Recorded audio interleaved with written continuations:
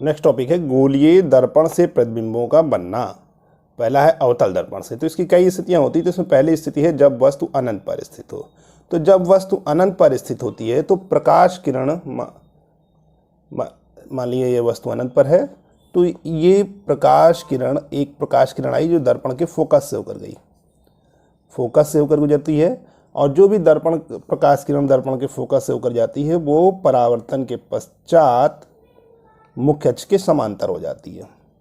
फिर एक प्रकाश किरण आएगी, बिल्कुल इसी एक पैरेलल आती है, आएगी जो कि इसके वक्रता केंद्र से होकर गुजरती है, और जो प्रकाश किरण वक्रता केंद्र से गुजरती है वो परावर्तन के पश्चात उसी पथ पर लौट आती है जहाँ पर ये दोनों रेखाएं एक दूसरे को काटती हैं, जहाँ पर दोनों परावर्तित किरणें एक दूसरे को काटती हैं, वहीं पर प्रतिबिंब बनता है। तो इस स्थिति में जो प्रतिबिंब बन रहा है वो दर्पण के सामने बन रहा है। इसका मतलब क्या हो गया? वास्तविक प्रतिबिंब है। प्रतिबिंब क्या है? वास्तविक है। अब प्रतिबिंब क्या बनेगा? उल्टा बनेगा, क्योंकि मुख्य अक्ष के नीचे की ओर है तो उल्टा हो गया, ठीक। और वस्तु से छोटा बनेगा, और कहाँ पे बन रहा है? फोकस पर, यानी उसके फोकस तल पर बनता है। तो इससे हमें क्या निष्कर्ष निकला कि अवतल दर्पण पर जब वस्तु अनंत पर स्थित होती है तो जो प्रतिबिंब बनता है वो वास्तविक होता है, उल्टा होता है, तथा आकार में वस्तु से छोटा होता है, और वो फोकस तल पर बनता है। अब इसकी दूसरी स्थिति होती है जब वस्तु अनंत तथा वक्रता केंद्र के मध्य स्थित हो। तो इस स्थिति के लिए क्या करते हैं? ये मान लिया ये एक अवतल दर्पण हो गया, ये इसकी मुख्य अक्ष हो गई, और ये इसका ध्रुव हो गया दर्पण का P। मान लिया ये M1 M2 इसका क्या है? अपर्चर है। अब एक वस्तु जो है वो अनंत और दर्पण के वक्रता केंद्र के बीच स्थित है, ठीक है। तो एक प्रकाश किरण आएगी जो इसके समांतर होकर जाएगी।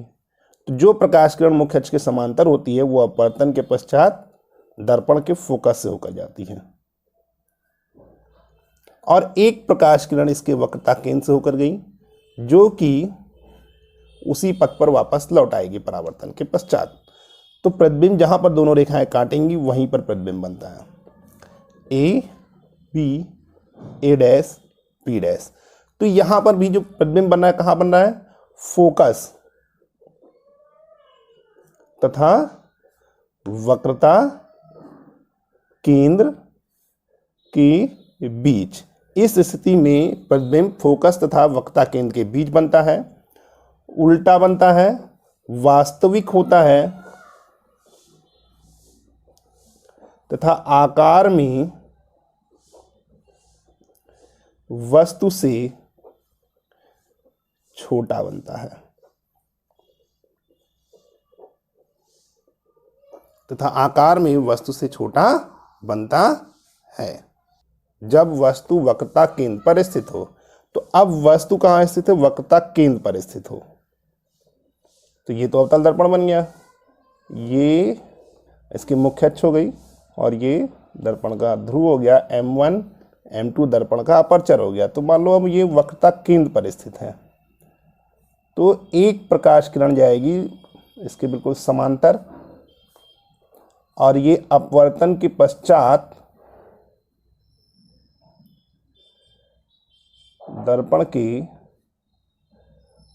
फोकस से होकर गुजरेगी, और एक प्रकाश किरण इसके फोकस से होकर जाएगी, और जो अपवर्तन के पश्चात मुख्य अक्ष के समांतर हो जाएगी। तो जहां पर ये दोनों रेखाएं कट करेंगी परावर्तन के पश्चात वहीं पर प्रतिबिंब बनेगा। तो जब वस्तु वक्रता केंद्र पर स्थित हो तो प्रतिबिंब वक्रता केंद्र पर बनता है, वास्तविक बनता है, उल्टा बनता है तथा आकार में वस्तु के बराबर होता है। इसका मतलब हुआ कि जो प्रतिबिंब बनेगा उसका जो ऊंचाई होगी वो प्रतिबिंब की ऊंचाई के बराबर ही होगी।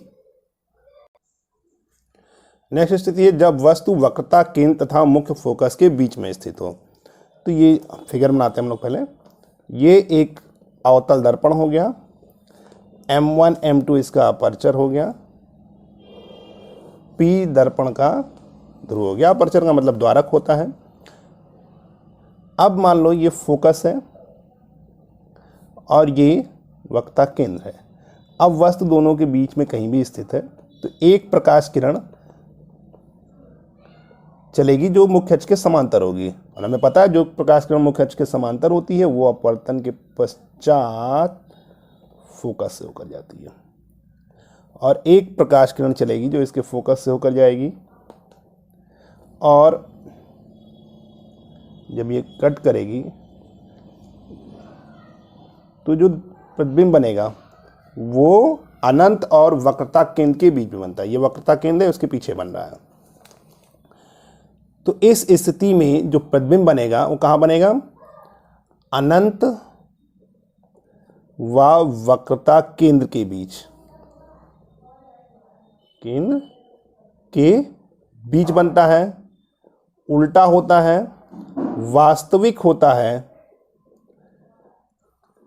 तथा वस्तु से बड़ा बनेगा। तो इस स्थिति में जो प्रतिबिंब प्राप्त होता है वो आकार में वस्तु से बड़ा होता है, वक्रता केंद्र तथा अनंत के बीच बनता है, वास्तविक होता है और उल्टा होता है। अब इसकी एक स्थिति और बची हुई है जब वस्तु मुख्य फोकस पर स्थित हो। फोकस पर स्थित हो, तो जब मुख्य फोकस पर स्थित हो तब कैसे बनाएंगे? तो ये क्या हो गया बेटा? ये एक अवतल दर्पण हो गया, M1 M2 इसका द्वारक हो गया, ये दर्पण का ध्रुव हो गया, और ये